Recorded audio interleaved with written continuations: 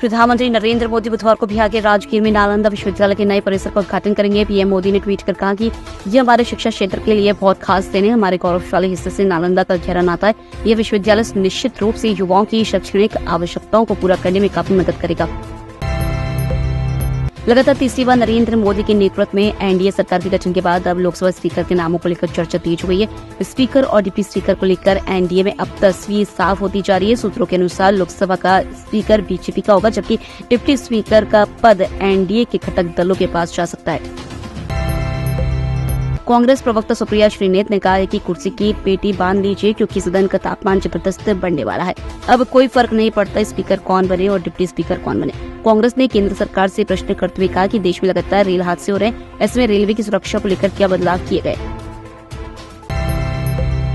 चेन्नई में राज्यसभा सांसद बीड़ा मस्तान राव की बेटी ने फुटपाथ पर सो रहे शख्स को अपनी लग्जरी कार से रौंद डाला, जिसकी वजह से शख्स की मौत हो गई। वहीं मामले में एक ही दिन बाद आरोपी को जमानत भी मिल गई।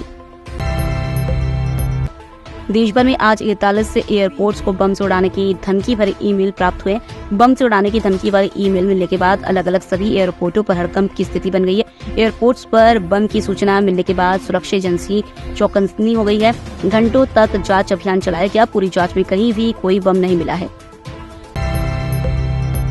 असम से हैरान करने वाला मामला सामने आ रहा है। असम के गृह सचिव शीलादित्य चैतीय ने खुद को गोली मारकर आत्महत्या कर ली है। अब तक मिली जानकारी के मुताबिक गृह सचिव शीलादित्य चैतीय ने मंगलवार को लंबी बीमारी के चलते अपनी पत्नी के निधन के बाद खुद को गोली मार ली है। चैतीय ने गुवाहाटी के एक निजी अस्पताल में कथित तौर पर आत्महत्या कर ली है।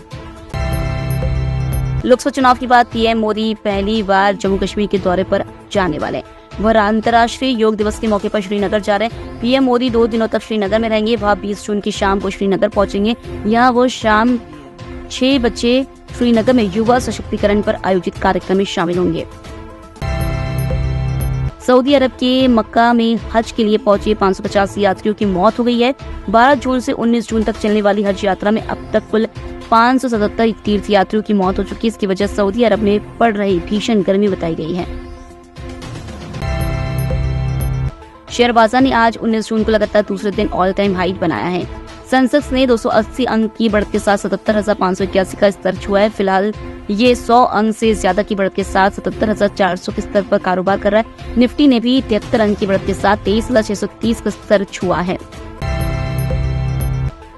टोक्यो ओलंपिक में जेवलिन थ्रो के गोल्ड मेडलिस्ट नीरज चोपड़ा ने फिनलैंड के टुर्कू में आयोजित पावो नुर्मी गेम्स में जेवलिन में गोल्ड मेडल जीता है। उन्होंने 85.97 थ्रो करके पहला स्थान प्राप्त किया। नीरज के अलावा फिनलैंड के टोनी केरानिन ने 84.19 मीटर के थ्रो के साथ दूसरा स्थान प्राप्त किया है।